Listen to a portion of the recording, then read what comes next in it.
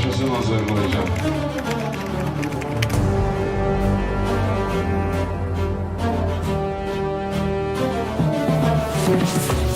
Ətirli bir səhərin xəbərini aldıq. Dedilər ki, başlayıbdı əskər qisasın. Murovdağın zirvəsində bayraq ucaldı.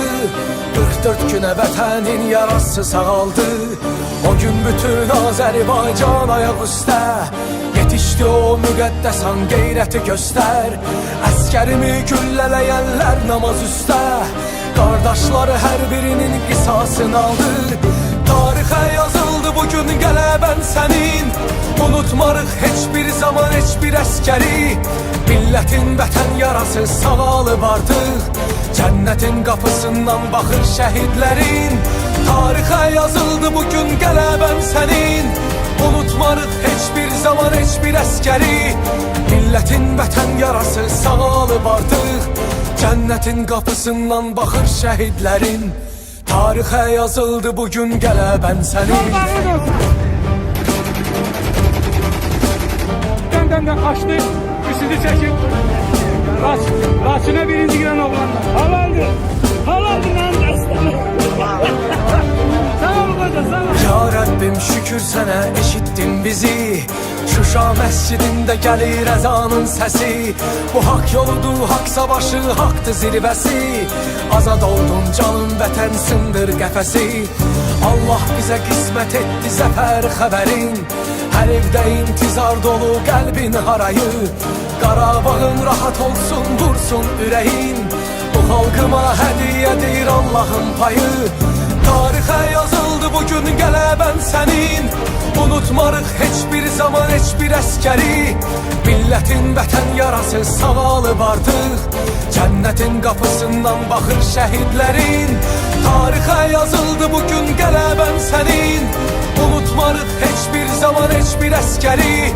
Millətin vətən yarası sağalıb artıq. Cənnətin qapısından baxır şəhidlərin. Tarixə yazıldı bugün qələbən sənin.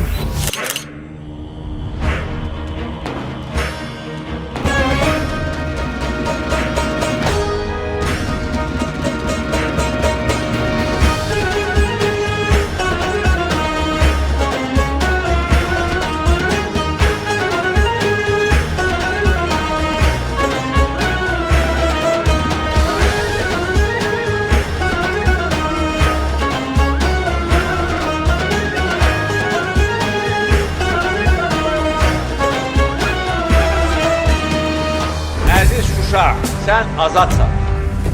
Əziz Şuşa, biz qayıtmışıq.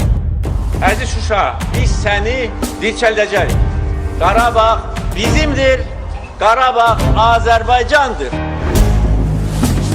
Tarixə yazıldı bugün qələbən sənin. Unutmarıq heç bir zaman heç bir əskəri. Millətin vətən yarası sağalıb artıq. Cənnətin qapısından baxır şəhidlərin. Tarixə yazıldı bugün qələbən sənin. Unutmarıq heç bir zaman heç bir əskəri. Millətin vətən yarası sağalıb artıq. Cənnətin qapısından baxır şəhidlərin. Tarixə yazıldı bugün qələbən sənin. Qarabağ bizimdir, Qarabağ Azərbaycandır.